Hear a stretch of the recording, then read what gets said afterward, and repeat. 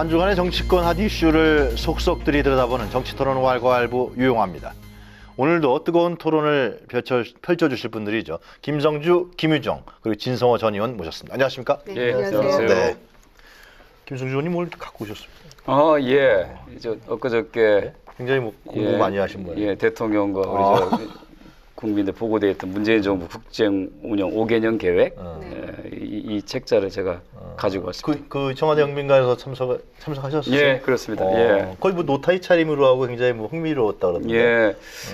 되게 이제 그런 형식의 행사들이 상당히 좀 딱딱해서 1시간 이상 진행되면 졸릴 수도 있었는데 이거를 각 분과위원장들이 한 5분 정도씩 자기 관련된 과제에 대해서 테드식으로 중계를 했는데요. 처음에는 굉장히 어색할 줄 알았는데 괜찮더라고요.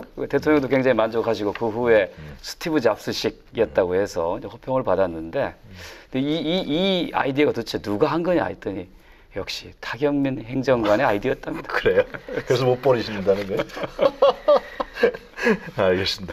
하여튼 그날 하여튼 중요한 부분들이 이제 결국 문재인 정부의 큰 그림들이 그렇습니다. 밝혀진 거 아닙니까? 과제도 밝혀지고. 청사진이고 설계도 그다음에 나침판을 마련한 거고 이대로 5년 동안 쭉 이행을 하면 얼마나 국민 생활이 달라질 것인가 그거를 좀 보여주고자 했던 그런 행사였습니다. 그중에서 가장 눈에 띄는 부분이 적폐청산이 1번이다 이렇게 얘기를 했습니다. 그렇죠? 근데 어쨌든 문재인 대통령 오고 난 뒤에 스타일은 굉장히 좋은 것 같습니다. 이번에도 어쨌든 잡스 스타일로 해가지고 호응을 받았는데 다만 제가 여기서 이제 문제를 제기하고 싶은 것은 돈 문제입니다. 역시. 그러니까 국민 누구나 또는 정치인 누구나 국민들을 위해서 하고 싶은 정책은 다 있습니다. 그런데 문제는 돈으로 있어 재원 조달을 어떻게 하느냐는 문제인데 이 부분에 대해서는 지금 언론에서도 논란이 좀 많은 것 같습니다. 그러니까 지금 178조 이야기하는데 이것보다 두세 배 더 들 것 같아. 그리고 상당 부분은 세금이 아니라 대기업들의 어떤 출혈을 갖다가 감수해서 하려는 거 아니냐. 그러니까 지금 이런 말도 나옵니다. 물론 이제 앞으로 정책을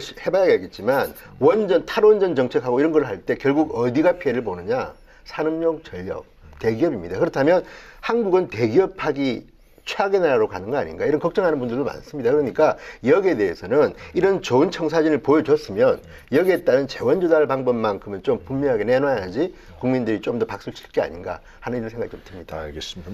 특별히 하신 말씀. 예, 뭐 재원 조달 토론 주제는 아닙니다만. 네, 뭐 굉장히 중요한 얘기인데요.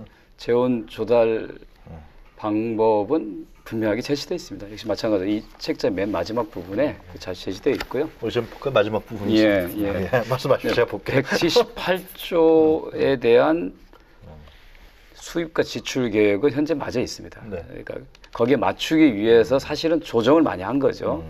현재는 그게 가능한데 이제 국민들의 요구는 그 이상을 해달라고 하는 요구들이 실제 계속 나올 거거든요. 그 추가 재원 마련에 대해서 어떻게 할 것인가. 그러니까 결국 이제 엊그저께 재정전략회의에서 있었던 증세 방안에 대한 당과 정부의 토론이었는데 이거는 사회적 토론이 벌어져야 된다 저는 생각합니다. 절대로 세금 문제는 꽁꽁 숨겨서 결정하고 꺼내서는 안 되고 내야 될 사람의 동의가 필요한 거거든요. 그건 또 상당한 정도의 사회적 대타협이고 그래서 저희가 그 재정개혁위원회 이런 걸 좀 만들어서 여러 다양한 전문가들과 당과 정부 또는 여야가 같이 모여서 이런 걸 결정하는 것이 저는 옳다고 생각합니다. 그래요. 한 두 달 동안 김성주 의원님 굉장히 고생 많이 하셨는데요. 이게 이제 193페이지짜리 그 언론에 보도가 됐던 그 국정과제인 것 같아요. 그런데 어느 정권이나 국정과제는 다 만들어져 왔었고요. 그리고 이제 부처별로 이거를 다 또 배분해서 해마다 또 얼마만큼 실현을 했는지 이걸 또 국정과제 뭐 수행 정도 또 평가도 하고 다 그렇게 하잖아요. 그러니까 특별히 새로울 건 없었으나 이제 말씀하신 대로 탁현민 행정관의 그야말로 탁월한 이 연출과 기획력으로 굉장히 이제 관심을 끌었고 상당히 이제 이벤트성으로 국민의 주목도 끌었던 그런 그 국정과제 발표였던 것 같긴 한데요. 청와대가 이제 이벤트에 너무 몰입하는 거 저는 그건 조금 지양해야 된다 이렇게 생각을 하고요. 실제로 이 100대 국정과제가 얼마만큼 잘 실현될 수 있는가가 저는 가장 중요한데 두 가지 문제가 있다고 생각합니다. 하나는 아까 재정 문제 말씀하셨던 그 부분이고요. 명확히 나와 있다고 말씀하셨는데 여전히 논란이 되고 있고 문제가 있기 때문에 김부겸 장관이나 추미애 대표도 이 재정 문제에 대해서 증세가 필요하다 이런 문제 제기가 나온 거 아니겠습니까? 그러니까 실제로는 답이 나와 있지 않는 거죠. 이 책 안에 그런 문제가 있고요. 두 번째는 대체로 다 법안이 통과가 되어야만 실현 가능한 국정 과제들이 절반 이상이 넘기 때문에 사실은 야당과의 협치 문제, 그러면, 야당과 이 부분을 어떻게 할 것인가에 대한 사전에 어떤 조금 정치 작업이랄지 예. 그런 것들이 좀 필요했다. 저는 이렇게 보여지는데 그런 과정들은 다 생략됐다는 점에서 이제 각 야당들에서는 조금 유감 표명을 하고 있죠. 전적으로 동의하고요. 예, 그런 점에서는 협치가 조금 이 과제를 그 두 가지 좀 중점을 실현할 둬야 수 된다 있느냐는 이렇게 아마 생각합니다. 관건이 될 거라고 보고요. 아까 그 이벤트 너무 치조한다고 그랬는데 사실은 그날의 발표는 60일 동안 애써서 만든 이 청사진을 어떻게 하면 국민들한테 쉽게 전달할 것인가에 대한 고민이 있었습니다. 이게 처음에는 대통령이 1시간 동안 낭독할까 이런 게 있었는데 그러면 재미가 없지 않습니까? 그래서 해당 분과의 위원장들이 자기 주제만 5분씩 하면 자꾸 바뀌면서 사람들에게 전달이 좋아질 거라고 하는 그런 아이디어를 낸 거고 그것 때문에 준비하라고 리허설이라고 고생을 많이 했답니다. 그러나 보고 난 국민들이 이 정부가 뭘 하려고 하는지 이해하는 데 도움이 됐다고 한 거니까 그 자체는 성공한 거지만 이벤트가 중요한 게 아니라 어떻게 하면 60일 동안 했던 5년의 청사진을 국민들한테 잘 전달할 것인가가 중요한 고민이었다라고 이해해 주시면 고맙겠습니다. 예, 제가 참고로 말씀드리면 국정 목표를 그날 국민이 주인인 정부, 예. 그죠? 그다음에 더불어 잘 사는 경제, 예. 내 삶을 책임지는 국가, 고르게 발전하는 지역. 마지막이 뭡니까? 평화와 번영의 한반도. 아시네. 예, 알겠습니다. 두 달 동안 그것만. 그렇습니까? 예, 알겠습니다.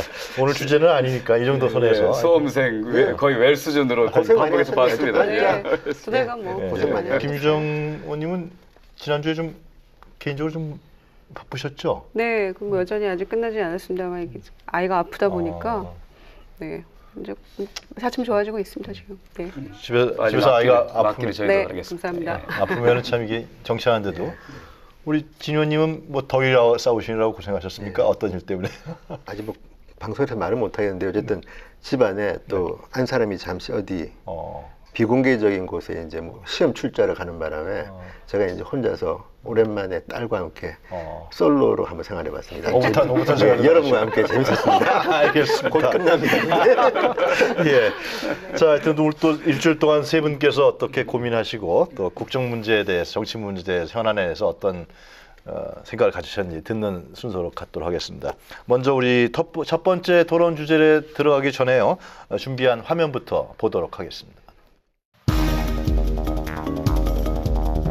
대변인의 금융위원 금융의 정통한 관료로서 문건의 개요를 일부 공개한 것은 발견된 문건들이 대통령 지정 기록물이 아니라 일반 기록물이라 판단했고 국민의 알 권리를 보장하기 위해 전 국민적 관심도가 높은 사안들의 개요 공개를 결정했다는 점을 다시 한번 말씀드립니다.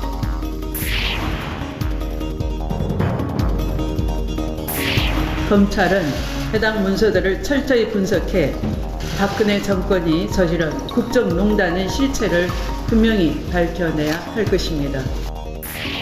지금 청와대가 대변인 브리핑 생중계 형식으로 문건을 계속 인위적으로 또 기획적으로 공개하고 있는 것은 정치적 의도가 있다고 보고 또 위법적 측면이 있다고 저는 판단하고 있습니다. 청와대에서 발견된 모든 문건이 마치 범죄 조직의 문건인 것처럼 연일 발표하면서 호들갑을 떨고 있습니다. 정부는 상황을 왜곡하지 말고 발견된 문서들을 법에 따라서 엄정하게 처리하기 바랍니다. 이런 자료들을 재판이나 정권에 이용하지 말고 장기적으로 대통령 기록물을 어떻게 관리하는 것이 대통령이 소신 있게 일할 수 있게 하는 것인지를 돌아보면서 처신하는 것이 좋을 것 같습니다.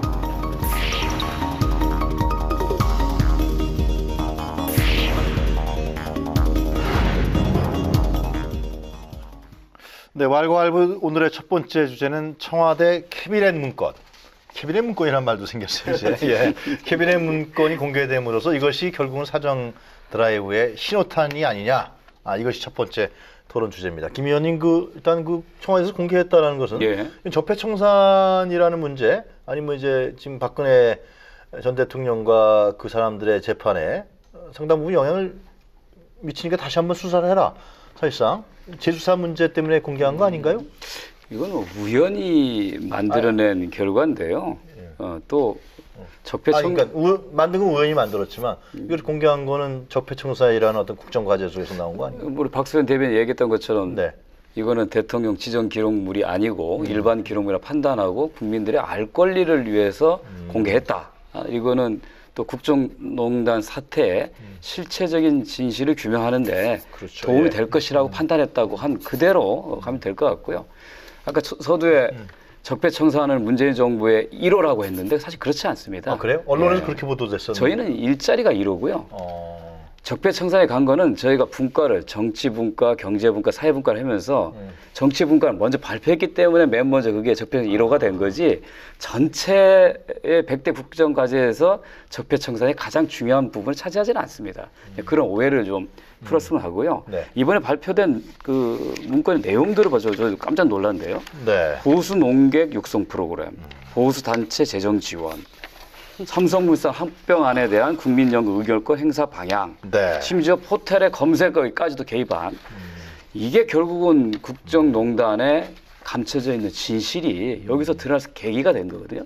이 문제를 가지고 정치 보복이라고 얘기하는 건 제가 이해할 수가 없습니다.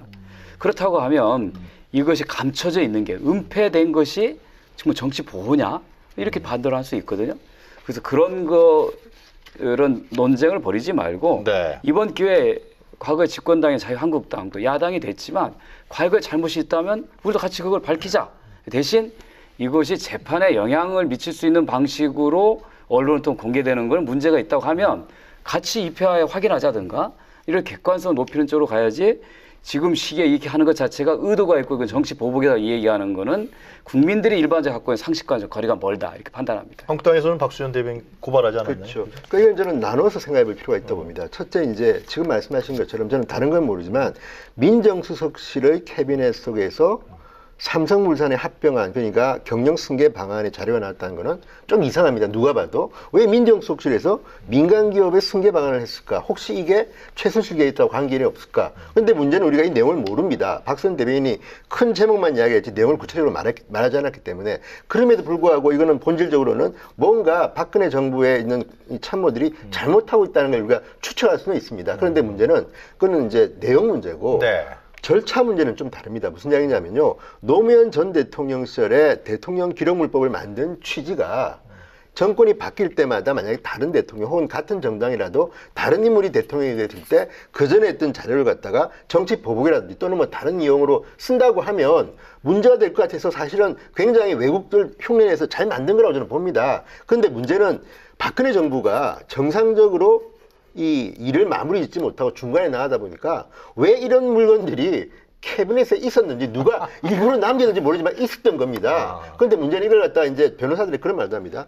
이는 일종의 분실물 취득일 수도 있고 예를 들자면 또는 이거는 어쨌든 지금 현재 청와대가 관여하기보다는 박근혜 청와대가 관여했어야 될 문건들입니다. 그렇다면 이 문건들을 갖다가 그럼 처리를 하는 데 있어가지고 법률가들하고 의논해 보면 이거는 박근혜 정부의 청와대 참모들하고 의논을 해야 된다 먼저. 왜? 이거를 비밀로 할 건지 일반으로 공개를 할 건지 또는 지정을 할 건지. 그런데 문제는 사전에 아무런 협의 없이 그냥 그것도 문재인 정부가 출범한 지 2달쯤 됐을 때 또 발견한 지 하루 만에 발표를 한 겁니다. 대변인이. 저는 이거는 어느 정도 좀 문제가 있다고 보는 게 그러면 그 전에 박근혜 청와대에 누군가하고 의논해서 이건 정말 공개도 되는 건지 의논했어야 된다고 보는 게 지금 대통령 기록법은 상당히 주관적으로 되어 있습니다. 예를 들어서 정치적 논란을 불어일으킬 만한 것은 비밀로 해야 된다. 그런데 그 판단을 누가 합니까? 그런데 그걸 상의도 없이 일반적으로 후임 청와대의 대변인이 발표해버린다? 그래서 지금 이제 박수현 대변인도 이런 비판이 들어오니까 자기가 고소까지 당하니까 이제는 내용은 밝히지 않고 있습니다. 그리고 이제 앞으로 추가는 없을 거로 저는 보는데 이런 것들이 보면 그 진정성은 제가 의심하지 않습니다만은 절차상으로 볼 때는 상당히 문제가 있다. 전임 정부에서 하던 거니까 의논도 없이 그렇게 일방적으로 그게 발표하고. 맞았다. 예. 그리고 저는 그럼에도 불구하고 그 문건 내용이 박수현 대변인이 말한 대로라면 저는 정말 지난 박근혜 정부의 청와대 참모들이 참 엉뚱한 짓을 많이 했구나 하는 걸 갖다가 생각하게 되는 건데 우리가 일단 그 문건 내용을 구체적으로 모르기 때문에 어디까지 비판해야 될 건지 좀 문제가 있고 어쨌든 이 절차상에 절차상에 문제가 있어가지고는 있다. 상당히 문제가 있다고 보기 때문에 이건 아마 논란이 좀 될 거라고 봅니다. 제가 20년 전에 그 이제 YS 정권이 끝나고 국민의 정부의 청와대를 들어갔어요. 거기서 이제 행정관으로 일을 했는데 그때는 대통령 기록물 관리법이 20년이나 됐나요? 20년이 됐습니다 벌써. 그러니까 97년 말, 98년에 제가 딱 들어갔으니까. 그때는 굉장히 그럼 젊으셨을 때. 네. 지금은 좀 문제. 그랬는데 지금 그때를 돌이켜 보면 그때는 이제 이런 뭐 기록물 관리법이 없던 시절이잖아요.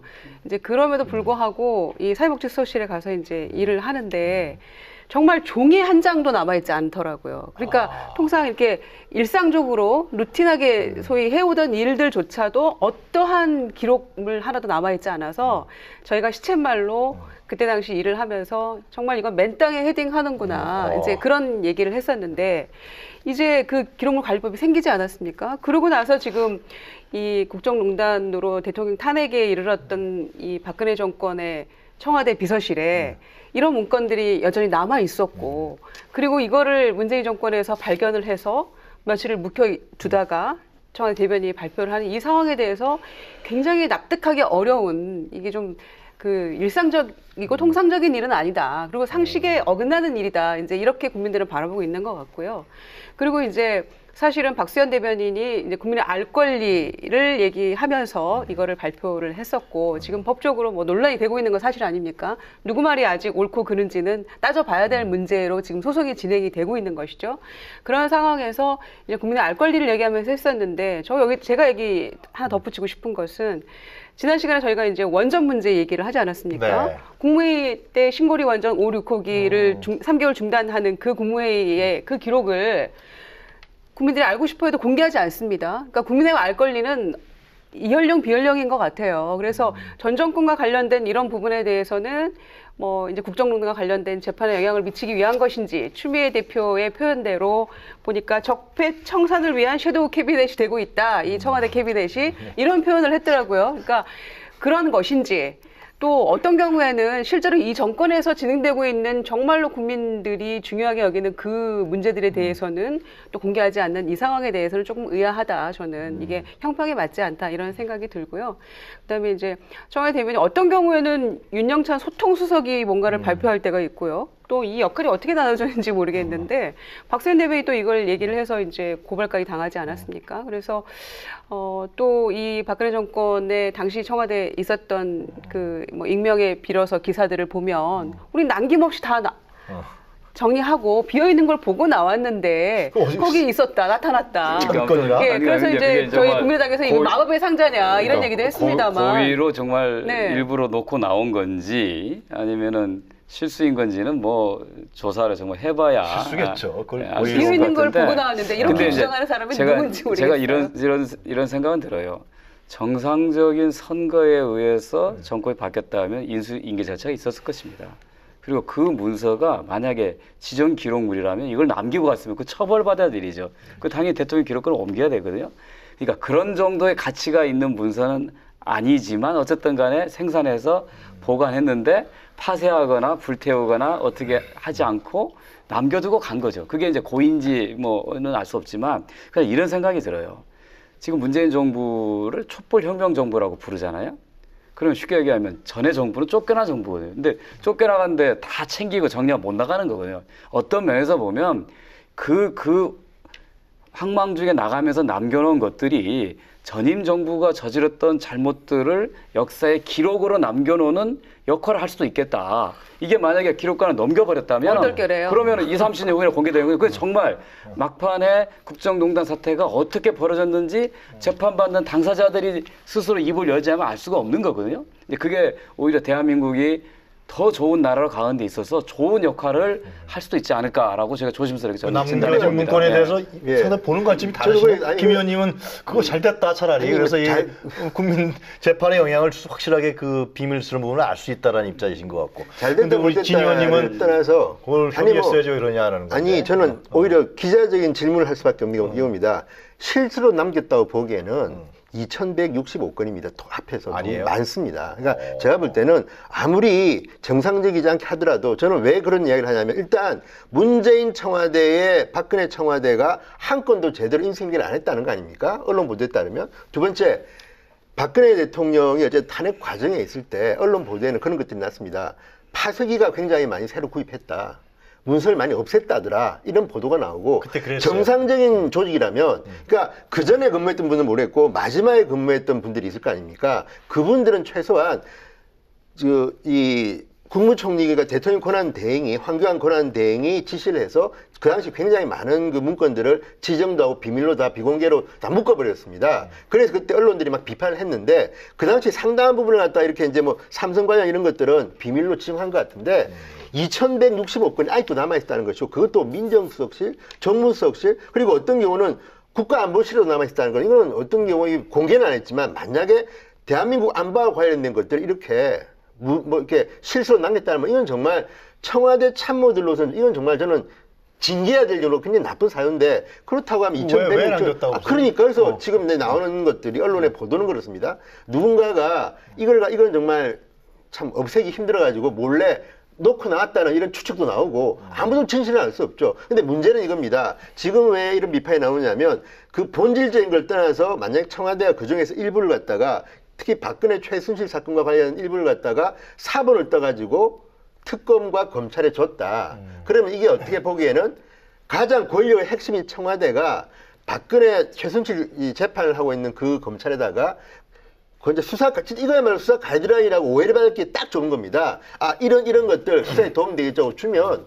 게다가 또 검찰이 이번에 그 이야기를 듣고 수사관, 검찰 수도 막 늘려가지고 8명까지 이제 확대해서 이걸 지금 조사하고 있습니다. 그렇다면 이게 아무리 그 진실 규명이라 하더라도 일부 국민이 볼 때는 아, 이건 정말 청와대가 너무한 거 아닌가. 이런 것까지 지시를 하는 수사 가이드라인을 내리는 것인가 하고 오해받을 수도 있고요.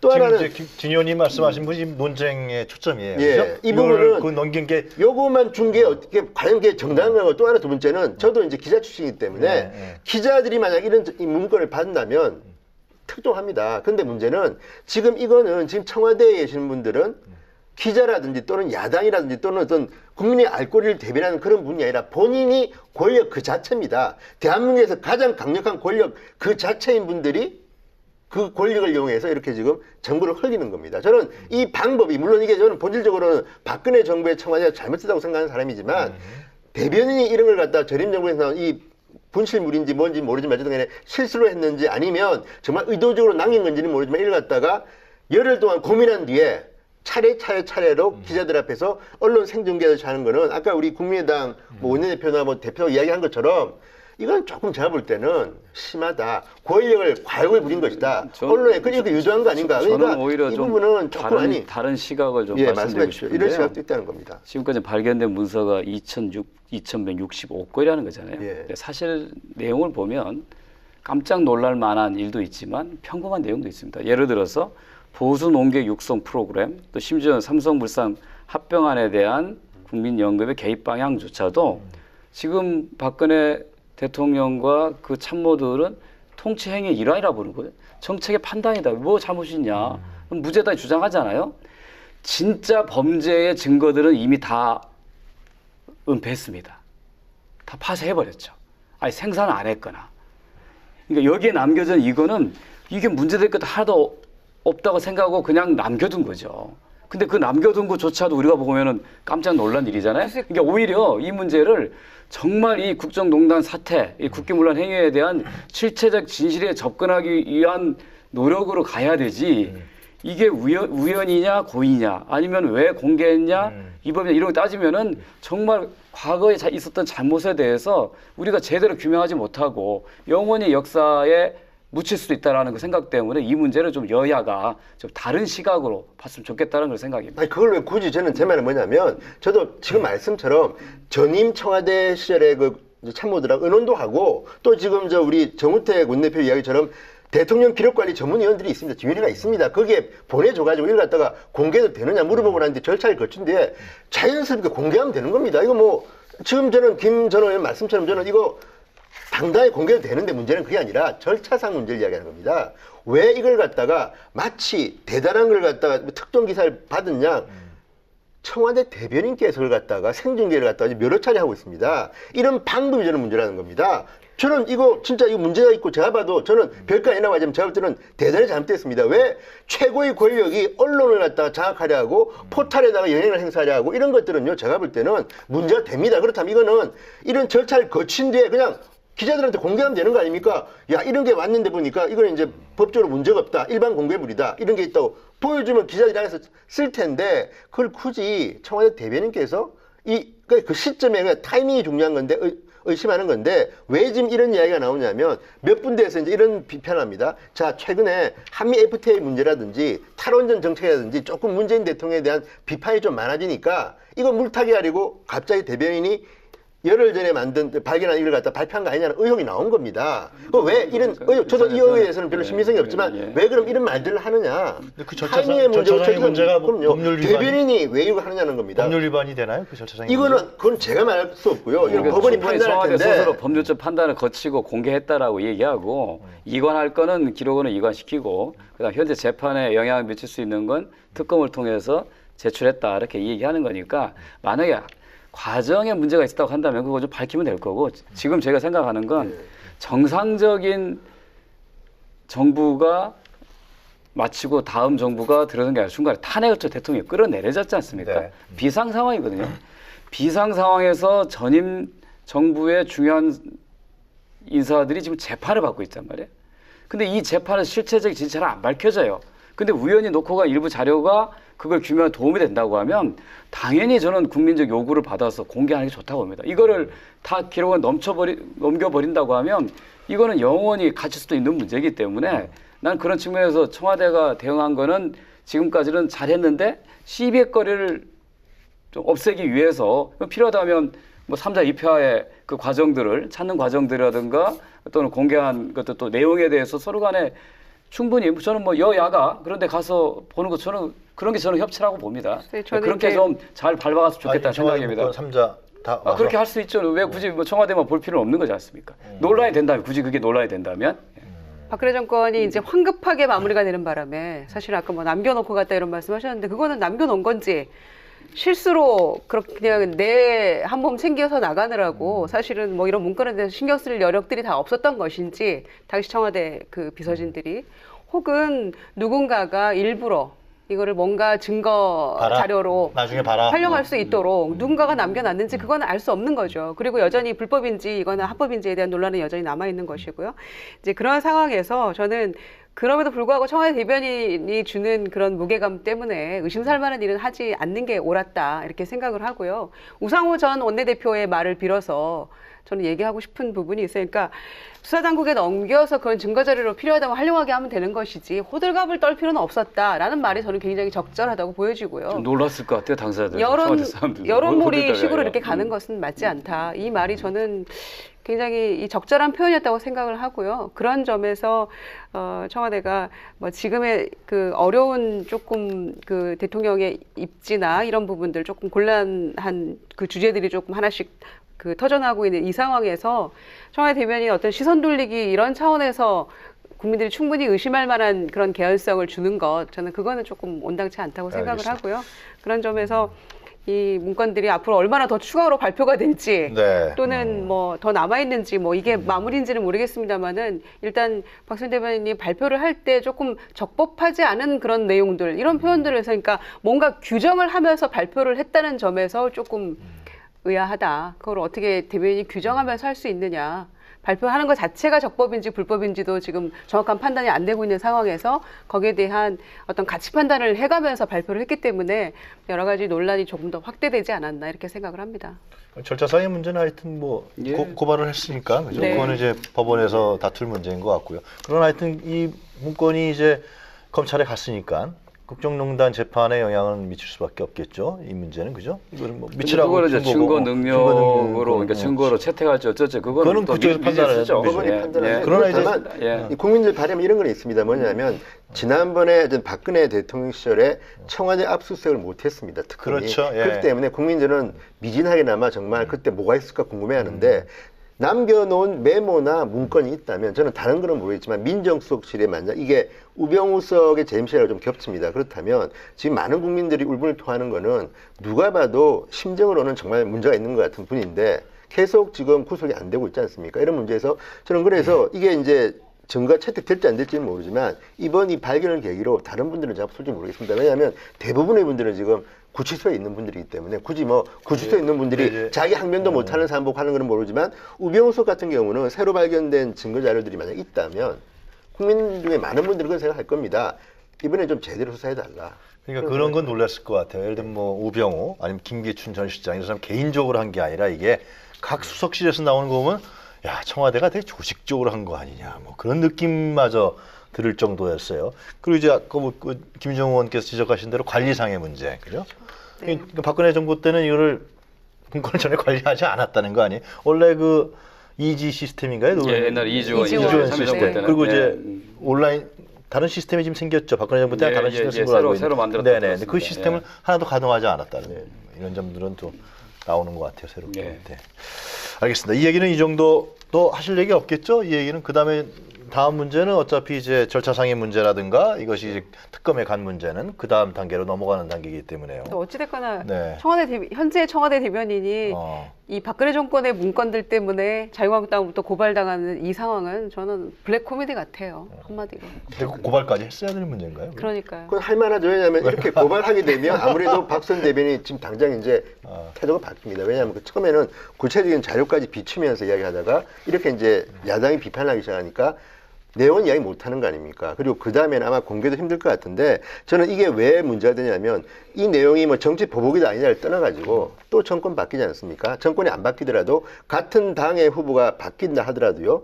대통령이 바뀌면 뭔가 또 이런 일들이 벌어집니다. 지금 기억할지 모르지만 노무현 전 대통령 때 NLL 그것 때도 얼마나 이때는 여야가 또 바뀌었습니다. 그러니까 저는 늘 청와대는 내가 권력의 최고기 때문에 마치 야당처럼 행동하면 안 되는데 추미애 여당 대표도 그렇고 저는 지금 청와대의 대변인도 그렇고 제가 볼 때는 아직까지 야당처럼 생각하는 게 아닌가. 물론 이게 국민 입장에서 보면 속 시원할 수도 있으나 권력을 쥔 사람은 쥔 사람의 알겠습니다. 덕목이 있는데 요즘 저는 하는 거 보면 잘한다고 박수 치고 싶을 때도 있지만 어떨 때는 저분들이 책임지고 일을 해야 될 여당 사람들 맞아 하는 생각이 들기 때문에 이런 부분은 좀 알겠습니다. 조심해야 될 거 아닌가 생각이 듭니다. 그러니까 한 가지 그냥 좀 첨가해서 말씀드린다면 이 논란이 정치 보복이냐 아니냐 또는 이 공개 자체가 불법이냐 아니냐라는 논란에 가기 전에 정말 이런 문제가 실제로 있었는가 또 왜 청와대는 그런 일을 했던가 그렇죠. 이거를 먼저 규명하는 게 저는 앞선이라고 생각해요. 그리고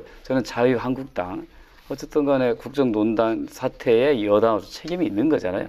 그렇다면 이런 문건이 나왔다면 그런 내용에 대해서 청와대가 했다는 거에 대해서 이건 잘못된 거 인정하든지 아니면 그것이 옳다고 이 얘기하든지 뭐 그런 게 있어야 되는데 그렇지 않고서 왜 그걸 공개했냐라고 이 얘기하면 그럼 결국은 내가 공범이다라고 이 얘기하는 것으로 보이거든요. 국민들이 보기에는. 그래서 이 문제를 좀 실체적인 진실을 규명하기 위한 본질에 접근하는 게 여야가 좀 다뤄갔으면 좋겠다고 하고 우리 김유정 대변인께서 말씀하신 그런 문제들은 좀 청와대도 좀 신중하게 잘 판단해서 해야 되지 않겠냐 생각이 들어요. 그렇지만 자유한국당 누가 그걸 확인해 주겠습니까? 그 내용을. 그리고 지금 국민들은 자유한국당이 아니라 새누리당 후보로 박근혜 후보가 출마해서 대통령이 된 걸 다 알고 있습니다. 그리고 그것 때문에 지금 자유한국당이나 바른정당은 인기가 아주 낮습니다. 국민들이 다 알고 있습니다. 그게 지금 중요한 게 아니라 아까 말씀드렸지만 절차상의 민주주의도 지켜달라는 그런 요구입니다. 이거는. 저는 개인적으로 이 보수 능객 육성 프로그램 활성화 참 궁금해요. 왜냐하면 제가 이 말이 이렇게 방송에서 그분들하고 많이 이렇게 토론을 많이 해서 그 전에 실현이 실제로 됐는지 활성화가 됐는지 이런 게 좀 궁금하긴 하죠. 어떻게 형성했는지를 절차 방법 기가 막힌 밥을 일이죠. 사준 예. 건지 예를 들면 뭐 그죠. 그 패널들 보고 나와서 한번 이 얘기해봐라. 어떤 육성 프로그램을 받았는지 한번 여러 듣고 가지가 싶어요. 되게 저희가. 이제는 아니라고 하겠죠. 아, 그런가요? 네. 홍보 역량 강화 이런 거 같은데 국정 운영을 책임지는 청와대에서 할 일은 절대로 아니었죠. 예. 정당에 저는 그래서 맞습니다. 이 내용을 보면 특정 정당의 어떤 회의 내용은 아닌가 싶을 정도로 청와대 갈 일은 절대 아닙니다. 알겠습니다. 자, 하여튼 첫 번째 주제는 이 정도에서 저희가 정리를 하고요. 두 번째 주제로 넘어가기 전에 관련된 화면을 보고서 말씀 이어가도록 하겠습니다. 네.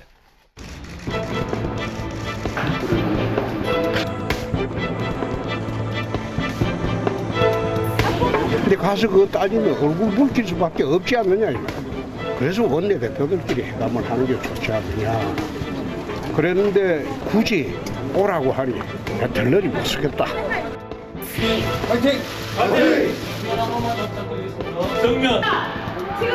긴급 재난지역 선포가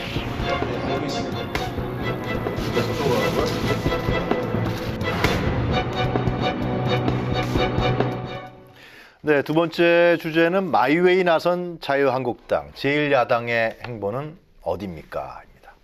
홍준표 대표는 그 대선 때도 상당히 아주 이색적인 언행으로 많이 주목을 받았었는데 이번에도 역시 청와대 오찬회동에 참석하지 않고 청주 수해 현장에 갔는데 1시간만 갔었다 그러죠. 하여튼 나중에 기자들이 그랬던 것 같은. 하여튼 뭐 그거는 뭐 여담입니다만 상당히 하여튼 홍준표 대표의 불참은 홍준표 대표는 하여튼 카메라의 플래시를 확실히 받았어요. 그렇죠? 그렇죠. 어떻게 보십니까? 그러니까 원래 옛날에는 여야 영토회담이라는 표현을 많이 썼습니다. 네. 지금 이제 대통령과 여야 대표회담인데 주로 보면 야당 대표들이 만나자 하고 대통령은 막 빼다가 어쩌다가 이제 만나기도 하고 하는 건데 지금 이거는 대통령이 만나자 그리고 그러니까 야당 제1야당입니다. 맞아요. 제1야당의 대표는 나는 거기 안 갈래. 니들 사진 찍었죠? 전에는 만나자고 막 그랬어. 그게 맞아요. 완전 반대가 된 거 아닙니까? 그리고 또 하나는 홍준표 대표가 전당대회 전까지는 조금 세게 표현다고 이제 세게 뭐 막말한다고 비판도 받고 했는데 대표가 되고 난 뒤에는 적어도 말로서 크게 문제되는 건 없지 않습니까? 그리고 오히려 굉장히 부드럽게 아니 그 오히려 정우택 원내대표가 지금 강경파처럼 비치고 아 정우택 원내대표 좀 해줘 그거 뭐 인사청문회 좀 도와줘 뭐 그런 거 아니야 이런 지금 분위기로 완전히 바뀌었습니다. 그리고 지금 저것도 보면요 지금 어제 수해 현장을 간 건데 네. 국민들이 어떻게 판단할지는 모르지만 여야 대표들이 대통령과 만나는데 딱 한 명 안 가고 수해 현장을 갔다. 이것도 뭐 평가에 봐서는 좀 신선할 수도 있는 거 아닙니까? 또 하나는 그 여야와 대통령과의 그 만남 자체에서 뭔가 대단한 게 생산됐다면 또 좀 문제가 생길 수도 있는데 제가 볼 때는 뉴스의 흐름을 봐가지고는 크게 뭐 대단한 게 나오지도 않고 그렇다 그러면 저는 홍준표 대표는 적어도 본인 장사는 참 잘한 거 아닌가?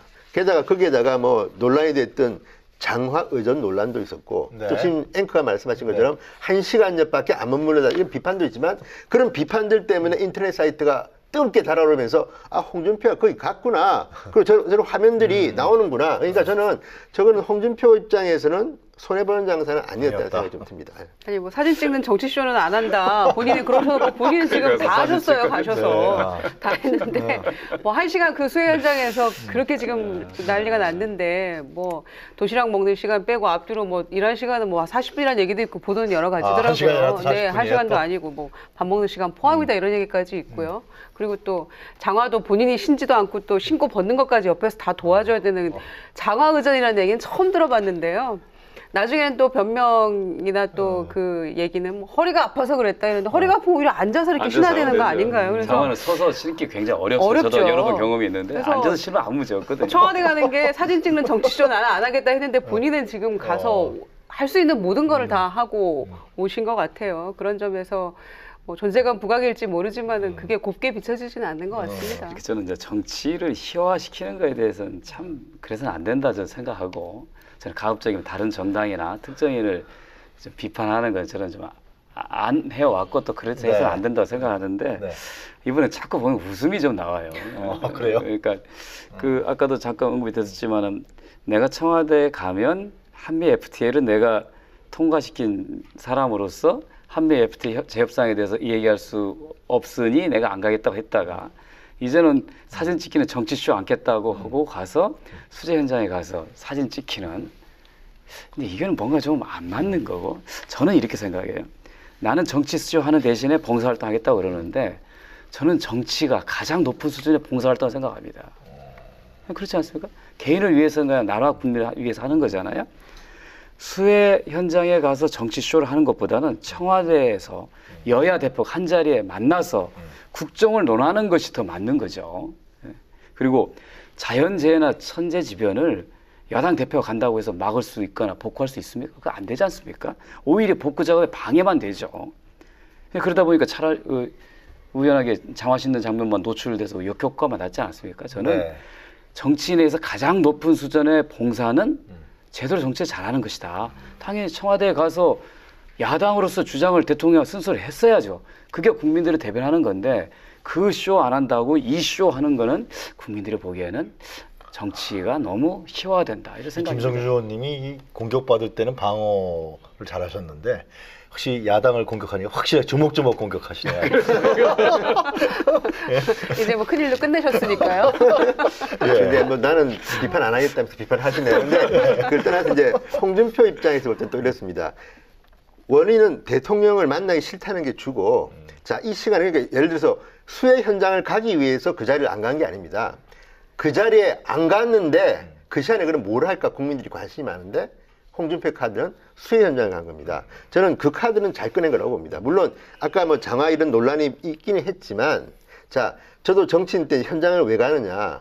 물론 방해될 때는 가면 안 되지만 수해가 끝난 뒤는 가야 한다고 생각하는 게 현장을 1분이라도 가본 사람하고 한 번도 안 가보고 밖에 있던 사람하고는 전혀 다릅니다. 저는 현장 가서 욕을 먹더라도 또는 뭐 이 이벤트 정치, 뭐 사진 정치라고 욕을 먹더라도 저는 가는 게 필요한 것이 조금만이라도 가보면 현장을 봐야지 뭔가 아이디어가 떠오르는 거 아닙니까? 간 거고 또 하나는 이제 그 홍준표 대표는 이런 생각이 있을 겁니다. 지금 다섯 당의 대표들을 딱 보십시오.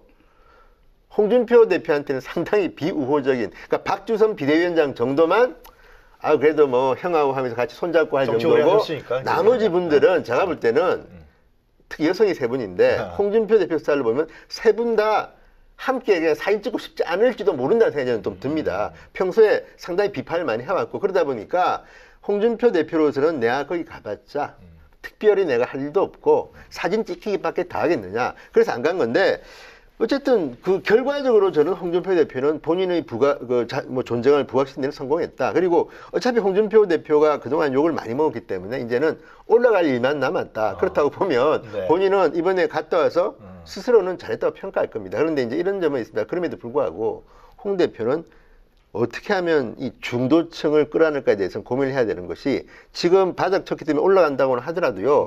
또 많은 국민들은 옹졸하다고 비판하는 분들도 분명히 있기 때문에 여기에 대해서는 어떻게 할지 고민할 거예요. 유석춘 혁신위원장이 아주 주목받고 있습니다. 홍준표 대표가 임명했었죠. 네. 아니 근데 중도층을 어떻게 끌어안을까를 고민한다고 하시는 분이 유석춘 혁신위원장을 혁신위원장으로 하고 또 혁신위원들의 면면을 보면은 태극기 집회에 찬성했던 분들, 그다음에 탄핵 반대했던 분들 거의 줄을 이루고 있는데 그분들과 함께 어떻게 이 자유한국당이 거듭나면서 중도층을 끌어안을 수 있을 것인지 상당히 의문이 들고요. 그다음에 뭐 달라지겠다라는 게 이제 전당대회 그 일성이었는데 어떻게 달라지겠다는 것인지 지금 이 혁신위의 모습과 면면들을 가지고 과연 어떻게 달라질 수 있을 것인지에 대해서 저는 여전히 늘 이 의구심이 남기 때문에 과연 달라질 수 있을 것인가 국민들은 이렇게 바라보고 있다고 생각을 하고요.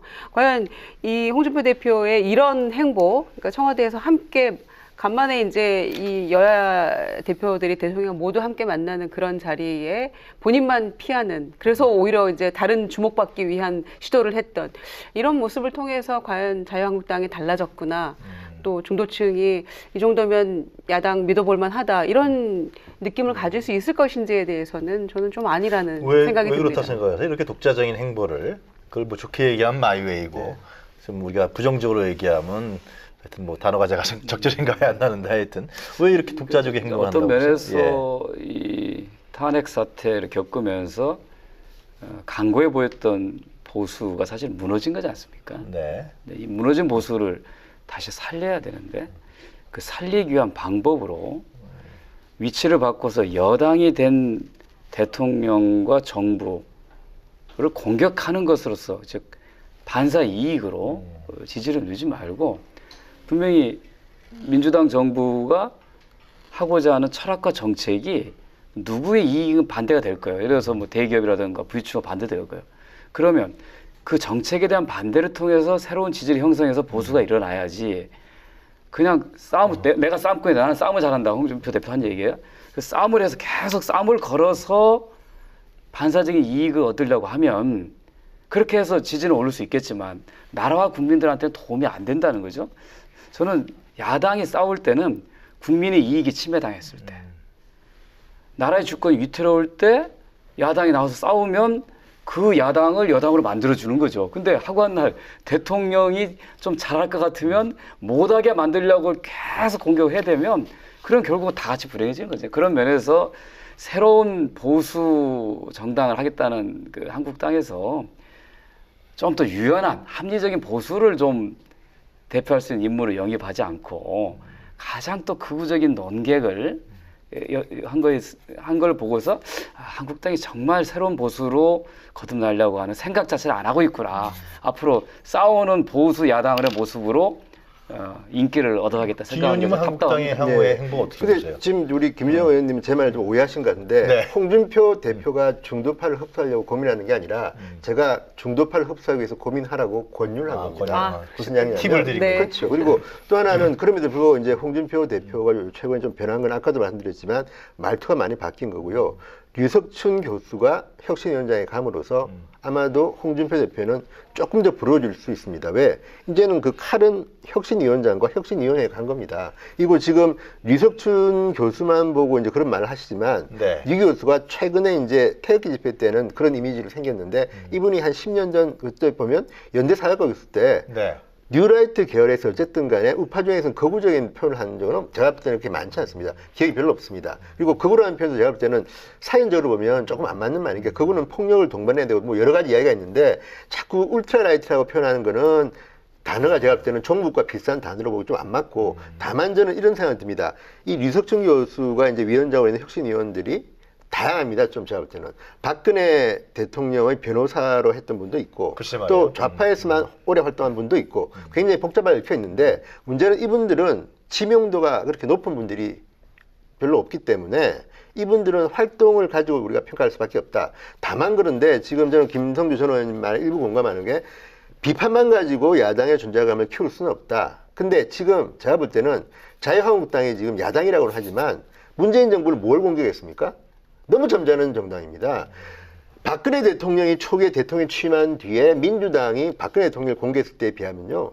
정말 점잖고 이게 야당 만날 정도로 정말 이건 정말 아무것도 아닙니다. 근데 그런 걸 가지고 그렇게 이제 이야기하시는 건 제가 좀 이해가 좀 안 된다. 이거 홍준표 대표의 이미지 때문에 굉장히 문재인 대통령을 비판하는 것처럼 보일지는 모르지만 실상 들여다보면 지금 제1야당이라는 분들이 그동안에 뭐 대변인 성명이라는 걸 보면 강효상 대변인은 문재인 대통령의 뭐 이 해외 순방 잘했다고 해가지고 정우택 원내대표하고 싸우고 그랬습니다. 굉장히 부드럽게 지금 잘하고 있는데 근데 그걸 비판한다고 하면 제가 볼 때는 좀 느닷없다는 거고요. 저는 문재인 대통령이 저는 잘할 때는 강효상 대변인처럼 잘한다고 하면 되는 거고 못할 때 비판하면 되는데 저는 다만 인사청문회와 관련돼서 그 이번 인사에 대해서는 정말 저는 더 강하게 비판했어야 된다.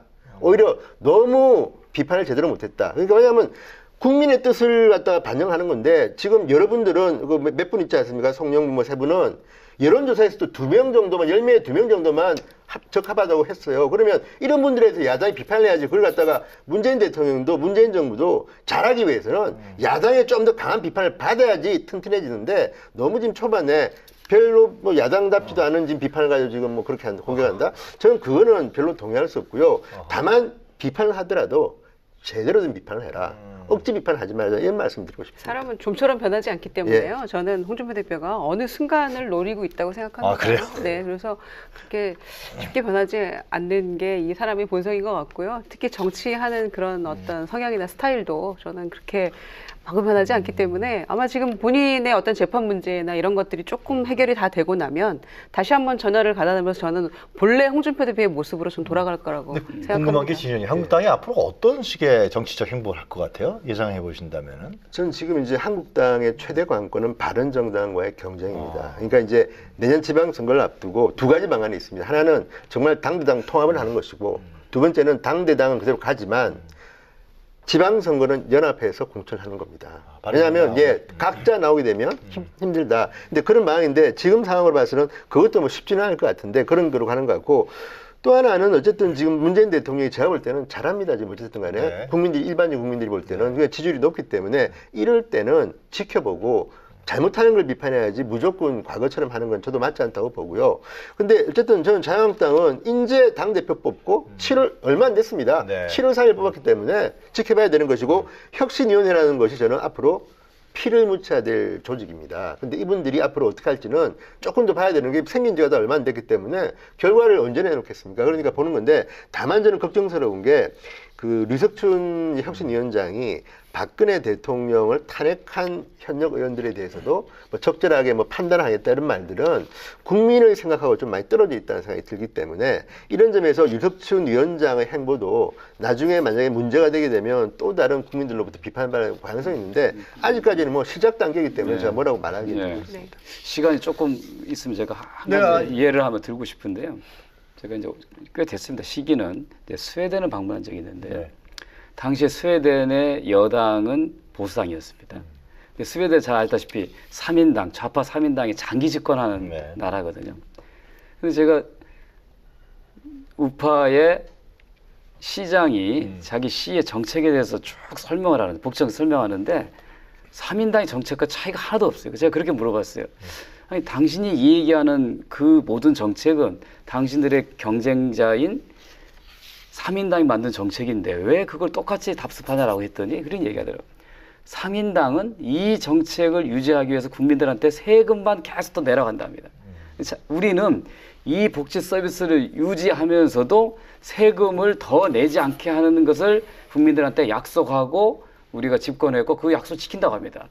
그러니까 저는 이런 정치, 서로 싸우는 정치가 아니라 정말 국민들을 위해서 어떻게 하는 최선인가를 여야, 보수, 진보가 번갈아가면서 경쟁하는 이런 정치 한국에서 뿌리 내리기를 바라는 의미에서 자유한국당이 정말 새로운 보수라고 한다면 아까 스웨덴 우파 정치 이 얘기했던 상대방의 정책을 우리는 파괴하지 않겠다. 이어왔는데 국민 부담을 더 줄이면서 하겠다고 하는 그 약속을 실천하는 그런 모습의 정치를 기대한다는 그런 의미에서 드린 말씀입니다. 좋은 말씀입니다. 하여튼 뭐 근데 홍준표 대표가 전에 국민의당을 대표한다면 국민의당 방문 안 했었죠. 안 했죠. 한국당만 그 전에 여당만, 이제 민주당만 전당대회 한참 진행됐을 때 언젠가 한번 말씀드린 것 같은데 한참 진행될 때 홍준표 대표가 여야 두 개 당만 이렇게 가자는 거 아니에요? 결국? 그러니까 국민의당은 곧 뭐 흡수될 정당이다 이런 표현을 하지 않았습니까? 그래서 이제 그때 이제 광주에서 저희가 비상대책위원회를 하고 있었는데 박주선 비대위원장이 그거는 홍준표 대표의 그 말은 국민의당 당원들에게 딱이 맞을 소리다 이렇게 얘기를 했었죠. 그래서 난 딱이 맞을까봐 인사하러 못 간다 이런 그런 얘기를 했었는데, 그러니까 이제 현실에서 이미 이 진행되고 있는 다당제 구조라는 정치 구조에 대해서 좀 인정하려 들지 않는 그런 모습이 조금 엿보여요. 홍준표 대표에게서는. 그리고 뭔가 이제 당신이 이런 움직임을 통해서 인위적인 어떤 양당제 어떤 그런 모습으로 조금 자리매김하려는 그런 모습이 보여지는데 저는 결코 그거는 바람직하지도 않고 현실에서 실현 가능하지도 않다. 엄연히 이 제3당이라는 국민의당의 존재감이 있기 때문에 그게 이렇게 쉽사리 되지 않는다고 생각을 하고요. 오늘 뭐 추경이나 이런 문제, 정부조직법 개편안 이런 것들도 국민의당의 어떤 대승적 결단이나 어떤 판단이 없이는 실제로 이게 이루어지지 않거든요. 그래서 이렇게 인위적으로 굳이 국민의당을 애써 무시하려 한다 쳐도 그리고 양당제로 그렇게 쉽게 가지 않는다. 저는 그렇게 생각합니다. 다음에 문재인 대통령이 청와대에 초대하면 홍준표 대표 간다 그랬죠. 근데 아마 안 가면 홍준표 대표의 생각은 뭐 1대1로 만나면 가겠죠. 1대1 근데 뭐 5당 여러 명 대표는 만날 때는 하고요? 모르죠. 제가 홍준표 대표가 아니기 때문에 모르겠지만 아무튼 홍준표 대표가 생각하는 그림은 그냥 뭐 1대1로 만나서 뭐 오랜만입니다. 뭐 그런 거를 아마 기대하지 않을까 그런 생각이 듭니다. 알겠습니다. 다른 야당들이 절대 동의 안 해줄 것 같은데요. 그럼 계속 홍준표 대표 빼고 이렇게 만나는 관계로 가는 건가요? 지켜봐야겠죠. 하여튼간에 진 의원님 분석은 그렇다는 거죠. 아주 예상입니다. 스타일이 스타일이 1대1로 만나서 뭔가 하고 싶은 말이 있는데 다른 분들이 있으면 좀 불편한 것 같아요. 그러니까 1대1로 만나고 싶은 생각이 있을지도 모르겠어요. 전화로 하면 안 되나요? 전화 통화 모르겠습니다. 그거는. 근데 문재인 대통령이 그렇게 만나 주시나요? 그렇죠. 그러니까 그럼 알아서 그건 쌍방간의 문제지. 뭐 제가 뭐 끼어들 문제는 아니지만 그렇지 않을까 싶은 생각이 좀 듭니다. 알겠습니다. 네. 자, 오늘 또 세 분이 준비하신 사진 한 컷 보도록 하겠습니다. 우리 김성주 의원님 준비하신 사진 한 컷부터 먼저 보도록 할까요? 네. 예, 그 그제 대국민 보고대에서 이제 김진표 위원장님께서 하는 이 장면인데요. 항상 이런 고민을 하는 겁니다. 아무리 좋은 정책을 만들었다 하더라도 국민들이 이거를 이해하지 못하면, 알지 못하면 아무 의미가 없는 거거든요. 그래서 한번 형식을 한번 바꿔봤는데 반응이 좋아서 저희들도 아주 의미 있게 보람되게 생각합니다. 김성주 의원님은 어디 쪽에 앉아 계셨어요? 저는 두 번째 줄에 앉아 있었습니다. 두 번째 줄 거의 아까 오늘 일간지에서 사진을 봤습니다. 강경화 장관 바 뒷자리에 앉아 있었습니다. 예. 알겠습니다. 우리 저 김유정 의원님 준비하신 사진 한 컷 보도록 하겠습니다. 네, 수요일 날 청와대 오찬의 여야 대표 함께 만난 그 모습인데요. 홍준표 대표는 없는 거죠? 예, 홍준표 대표가 빠지는 바람에 사실은 남자 셋, 여자 셋 이렇게 숫자가 맞을 뻔했는데 남자 둘, 여자 셋 이렇게 되지 않았습니까? 네. 그래서 뭐 헌정사상 여성 대표가 이렇게 많았던 적도 처음인 것 같고요. 그래서 훨씬 분위기도 화기애애했던 것 같은 굉장히 저는 훈훈하게 봤는데요. 네. 그러니까 예전에 양당 구조, 양당제 하에서 제가 그 제1야당 대변인을 했을 때 그때는 영수회담이라고 저희가 이제 불렀잖아요. 그때 갔을 때는 왜 거기 가서 청와대 가서 대표가 웃고 있냐. 이러면서 굉장히 비난도 많이 했었어요. 웃지 말아야 한다. 갔다 돌아온 다음에 말이죠. 그렇죠. 그때 그러니까 대표가 누구셨죠? 뭐 지금 국회의장 하고 계시는 정세균 대표 그래요? 시절에도 제가 모시고 청와대 한번 간 적이 있었고요. 또 이제 2번 정도 제가 들어갔었는데 그때는 웃으면 안 된다. 그렇다고 해서 너무 또 인상을 쓸 수도 없으니까 정말 적절한 이 표정을 지어야 한다라는 뭐 이 지지층의 당원들의 요구가 굉장히 복잡하고 많았어요. 그런데 지금 수요일 날 저 회동의 모습을 보면서 격세지감을 느꼈고요. 또 여성 리더가 많아지니까 이렇게 분위기가 상당히 부드러워지고 모습은 굉장히 훈훈했습니다. 네. 그런데 탁현민은 이렇게 질문하고 싶습니다. 이렇게 여성 리더가 많은데 여전히 탁현민 행정관의 기획력과 이벤트 어떤 그런 능력을 때문에 여전히 청와대에 남아있다는 것 저는 좀 다시 재고해야 된다는 저 회동만 보면 양성평등이 실현된 거네요. 예, 그렇죠. 그리고 저기 앉아 계신 여성 대표들께 부탁드리고 싶은 것은 정말 여성 이 정치인들 양성에도 본인만 대표되는 게 중요한 게 아니고요. 지금 여성 그 정치 선배들이 후배 여성 정치인들을 양성하지 못하는 거 저는 그게 이제 한계이자 조금 8월 문제라고 8월 27일 날 보여지는데 국민의당 전당대회가 결정된 거죠. 네. 그럼 여성 쪽에서 누구 대표에 안 나가시나요? 지금 아직 뭐 거론되는 분 중에 정확하게는 지금 또렷하게 나오지 않고 있어서요. 네. 이제 조금 룰이나 이런 것들이 확정이 되면 조금 더 가시화될 것 같습니다. 저도 이제 소신이 여성들이 좀 더 많이 정치에 많이 진출해야 된다 의회에 이 얘기를 했다가 남자 후배한테 많이 혼났습니다. 그래요? 근데 생각을 못 하고 그러니까 일반론으로 여성들이 가니까 정치를 참 잘하더라 앞으로 더 간다 했는데 그 후배가 정치 지망생이었거든요. 경쟁자가 여성이었는데 그 때문에 상당히 한동안 어려웠습니다. 여성을 많이 원하죠. 내 지역만 아니면 된다는 생각을 하죠. 보통 남성 정치인들이. 내 지역만 아니면? 내 지역만 아니면 찬성이다 이렇게 얘기를 하죠. 자, 우리 진성호 님이 그 선택하신 사진 한 컷 보도록 하겠습니다.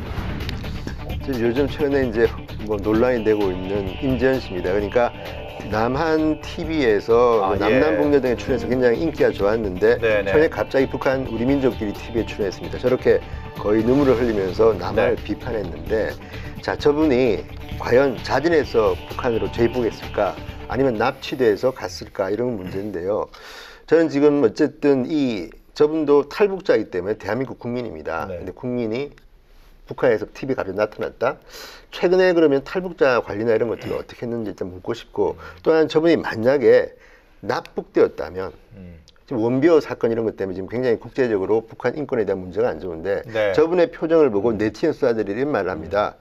맞았다. 뺨에 멍이 들었는데 화장으로 뭐 지웠다. 이런 말들이 막 나오는데 그게 사실이라면 저분의 표정만 보면 남한 TV에서 그렇게 발랄하던 분이 저기는 완전히 거의 눈물을 흘리면서 네. 울상을 짓고 있습니다. 저게 사실이라면 저는 저분 한 분의 인권이 중요한 게 북한 인권에 대한 전체에 대한 생각을 하는 거기 때문에 우리 정부에서 저런 분 한 분 한 분까지 좀 생각해야 된다. 저거 정말 저는 깜짝 놀랄 만한 일이고요. 저게 어쨌든 인터넷상에서는 어마어마하게 화제가 됐던 겁니다. 네. 그렇다면 우리 정부가 특히 이제 문재인 대통령이 북한 예. 인권 문제를 많이 말씀하셨는데 저 문제를 어떻게 다루실지 주목이 됩니다. 그 문재인 대통령이 베를린 선언에서 군사회담 얘기했었는데 지금 예. 북한에서 전혀 응하지 않고 있죠. 저거는 예. 네?